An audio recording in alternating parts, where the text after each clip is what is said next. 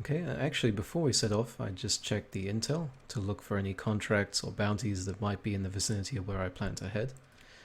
So I've seen that there is a potentially habitable world here in Chax, but there's also a bounty here for not too much money, but a good amount, with a very easy fleet to take on in the system of Welo, which is right next door to Chax. This is in the little corridor that we're headed down, and we could maybe grab the bounty first before it expires, and hopefully find a nice habitable world in Chax as we head there. See you in a second. Okay, and we've arrived at Welo, so let's take a look at the bounty. Rumored to be hiding out near a gas giant. Actually, hold on, it says here gas giant in a system with a giant primary star in the Welo constellation.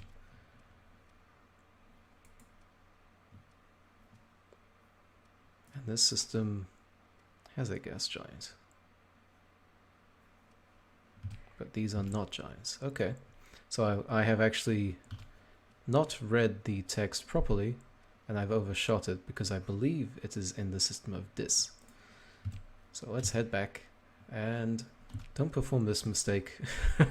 Always read the bounties before you head off to try and find them. Okay, so let's see.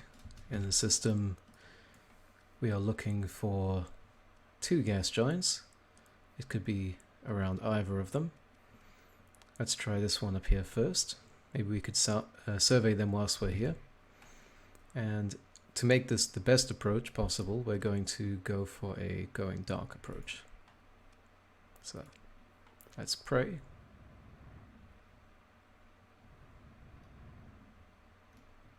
Okay, nothing coming up yet. Let's do a sensor sweep. Nothing. A few things down there. Nothing really important, however. Let's grab some surveying in the meantime.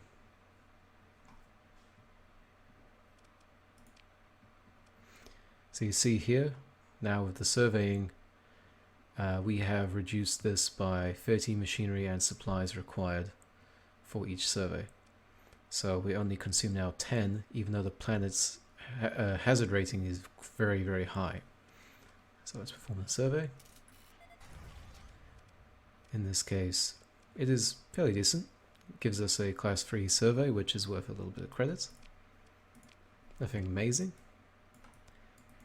However, if we take a look at a gas giant, the survey will cost substantially more. And this is just owing to the fact that this is a very, very large planet. Gas giants are the largest possible size. So the hazard rating can be very low by comparison, but it's going to multiply everything by 5 on the base level. So if you're exploring gas giants, just have a fleet of survey ships to make it as cheap as possible for yourself. I'm not particularly certain what gas giants are used for other than fuel mining, but they are there. Okay, we're approaching the other planet now. We've already detected something around here, so that's probably our bounty fleet.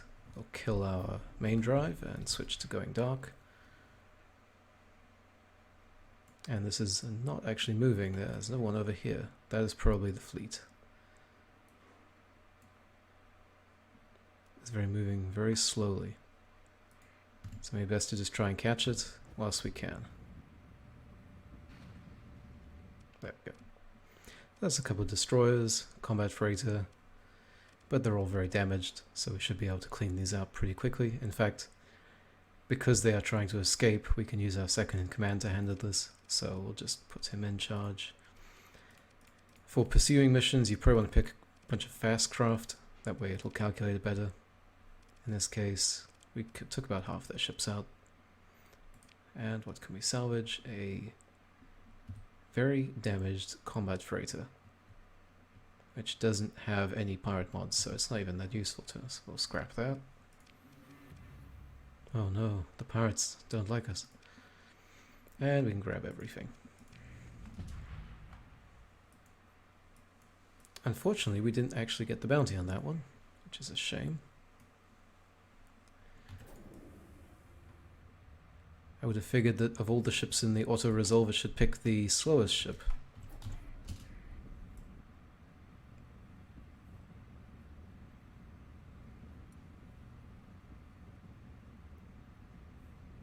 Oh, come on.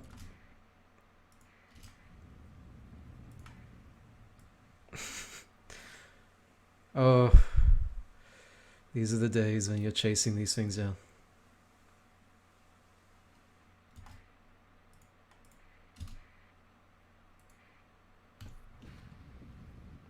There we go, finally. Unfortunately used a bit too many supplies for that. And this time I just want to take command of the action, which I should have done to begin with. We'll throw our lighter ships at it. Actually, this ship uses quite a bit of supplies for what it does. I think this should be more than enough.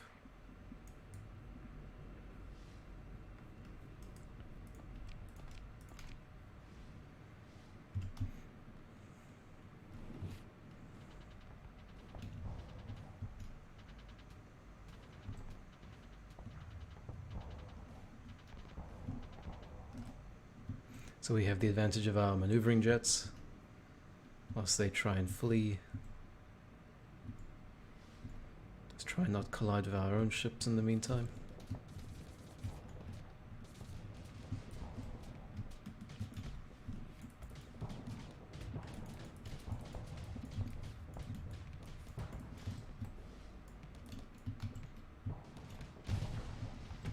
There we go.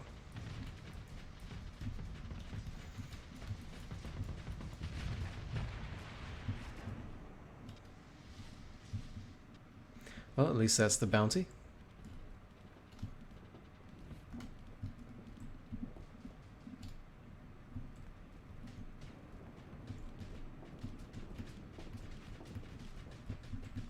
I think they'll be able to take him out fine. And they're already taking him out, so this fight's already won.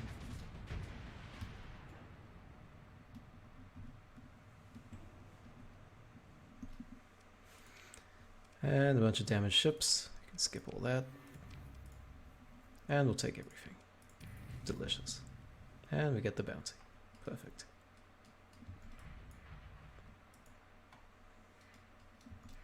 So now we can also just do a preliminary survey of this gas giant. We can keep it for later. And there's something floating over here. Do a quick sensor boost. It's a supply cache. That'll be very handy for us. Explore. And you always want to pay attention to these little notifications. If there is an alarm with a transponder, it could be calling in a hostile fleet to return to the location. Sometimes it can be a Remnant fleet or a pirate fleet, but in general a very large fleet might arrive, and if you're not hiding, you could get intercepted. In this case, this is saying that the transponder was fried, so we don't have to worry about that. And we can begin salvage operations, and you can even see that we have a little bit of an extra bonus thanks to our extra salvage ships. And here is the metal required for building satellites, but it is only 6, we need 10 of them. In the meantime, I'll take all those supplies, completely fine with that. And for now, let us head out of the system and continue our regular exploration. And whilst I'm here, I got a level up, so I want to try and get this transverse jump as soon as I can, and likewise the fuel consumption reduction will be useful early on. So let's get navigation level 2. And as I was making my way out of the system, a Remnant ship just decided to make its way straight in front of me, like a chicken in the headlights. So let's see if we can grab anything useful from him. If you ever wanted to see what a wolf pack looks like, you can now see. This is a much larger drone ship, however, with a few more guns on it, so let's see if they can manage.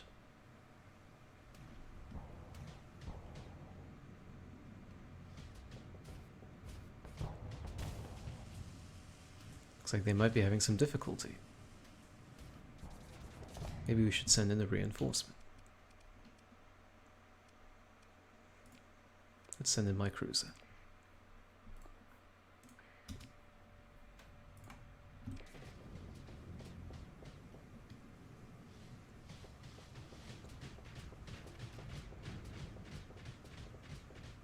Now you see here the way the shield is working. is it is rotating around the ship, so it is technically an omnidirectional shield, but the shield only has a maximum arc that it can cover at any given time. In this case, this looks to cover about half of the ship, so I'd say this is a 180-degree shield, but it can only protect one point of the ship at any given time. I'm not sure what ships have a 360-degree kind of shield, but in this case, having things like shield rotation speed and shield arc can be, if not more important than the fact it's omnidirectional at times. But still, it is trying to do its best to stop us hitting it.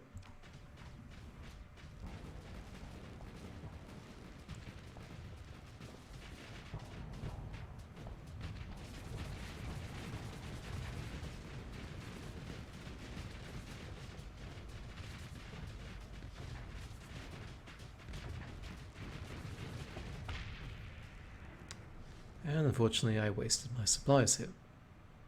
Oh well. As for the Remnant faction, don't worry about them. I don't believe the relationship with them matters in the slightest. And again, we got another level, so let's, in this case, get technology level 3.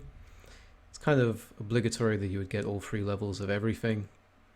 I would much prefer it if you could just go straight into the perks, but, well, next up will be navigation level 3.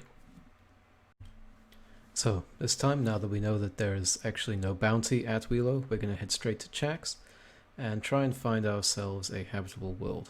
Hopefully that would give us a level 5 survey, which will be worth a fair bit of credits, and maybe we'll even find some planetary ruins whilst we're at it. So we have a few choices in this system to enter, but it looks like, if we just look at the portrait of this particular planet here, it looks vaguely like a desert world, so I believe this might be the habitable world that we are looking for from our intel here. So let's see if it is. But first, as this is a warning beacon system, I will enter in going dark, just in case. Okay. So what have we got here? We've got a gas giant, desert world, barren world, and a comm relay. Okay. Also have some sensor contacts and stable locations. So this might be, if this is a good enough planet, these 3 locations, at least this comm relay would give this planet a substantial bonus to our early colonization efforts. So let's hope. First, let's just head up north a bit and grab this, whatever this is. Hopefully it'll be some ships or treasure. Got some Remnant floating around. A research station. Delicious. Let's hope we can get some more salvage from it. Okay, let's explore it. Nothing special happened. This is where I would love to have extra salvaging skill, because we could grab some really valuable treasure doing this. Let's begin salvage. Okay, so we didn't get anything spectacularly expensive, but we got a few things. Some blueprints for mods. So let's grab all the supplies first, and guns. Got dagger, heavy fighters, bombers, sorry, and more bombers. So these are not too bad to have for later. Accelerated shields increases turn of the ship's shields by 100%. This is less useful. Missile racks, this is what I would like to use. Engine assembly. This can actually be very useful with larger ships that have very high sensor profiles, and it's not worth a lot to sell, so I will learn that one as well. And shield conversion omni. This can be handy if you have a ship which has a frontal mounted shield and you want it to be more of a frontline ship. We can learn that as well. Let's do a quick salvage. Grab another blueprint. Locks the ship into oh, it's like the opposite. It locks the shield into a forward-facing position, but reduces the upkeep of the shield. So this is good if you have a ship that's going right into the thick of things, and this is one if you have a ship that's sat on the front line, maybe like maybe a missile support ship. We'll see. So we will learn these blueprints now from our inventory. So let's get the expanded missile racks, the engine assemblies, and these shield conversions actually, I think I prefer to just sell them. Most ships in general, I'm not very keen on converting shielding as opposed to just boosting their offensive capabilities in this case. So we've actually got a few things floating around here. We've got another, I believe these might be debris fields. Maybe this is another station or a set of Remnant fighters. But still, let's look at what we came here for, which is the desert world. So once we got here, we also discovered a debris field and an abandoned Legion class battle carrier. So let's take a look at this derelict and see the derelict Legion class battle carrier. This is a special kind of ship actually. These Legion vessels are very rare to find. Let's see if it's recoverable. Okay, so it looks damaged. Compromised armor, damaged flight deck. But it looks like it can be recovered. This is a spectacular early game find. Battle Carrier X Battle Group. It even has a specialist hull mod, the 14th Battle Group. This is an excellent all-round ship. It uses up a fair bit more supplies, but as you can see, it has a lot of cannons. It has 4 fighter bays, a lot of hulls, hull integrity rather, spectacular armor rating, and I'm not exactly certain. I don't believe that this kind of ship can be manufactured with this specific hull mod, so we definitely want to recover that. It's going to impact our combat capability substantially, so we're going to want to take this ship and head straight on back home if we can and grab some more crew for it. But let's take a closer look at that whilst we're here. So he's a big ship. I definitely would not want to grind this one up. I think this is a special kind. You can't build these. So this is a candidate for the restoration actually. Later on when we are very wealthy, we might want to restore this ship to its full glory. But for now we can see that it has the 14th Battle Group. So this is, apart from being a historical ship, it has more armor, 100 extra points, and only reduces the speed by 7%. It also has an extra flux, output and capacity of 4% compared to the standard version of this ship. So this is a special find. It is kind of, however, poorly equipped, broken up a little bit, only has 1 fighter squadron. I could slap some of these craft into it at the moment. Let's see. It has 0% combat readiness, so we could strap some things to it just in case. Let's see what it's got in a moment. Some rocket bombers. Let's give it some torpedo bombers. And then some heavy fighters. And strap some guns to it whilst we're here. This will take it out of our inventory at least. Oh yeah, and it has 2 large missile turrets. This combined can be an excellent long-range support. So hammer barrage and MIRV launchers. And we'll strap some extra guns to it. Probably point defense we'll emphasize here. But we can organize this later. My favorite type of build for this would be emphasizing heavy autocannons, as once the ship gets in range, it's a continuous firing spread of artillery at any ship attacking it. But for the moment, I am not going to want to use this ship. I want to mothball it, keep our crew at a more reasonable level, and fortunately it's taken off some of our weapons from our inventory. If you find a ship like this, I highly recommend you to keep it in your fleet, and if you don't have a ability to use it at the moment, drag it to one of those storage stations that will be in the link below. Those storage stations, I believe, will let you store ships, but I believe they at least store equipment, so if not, you can still put the ship into full combat usage.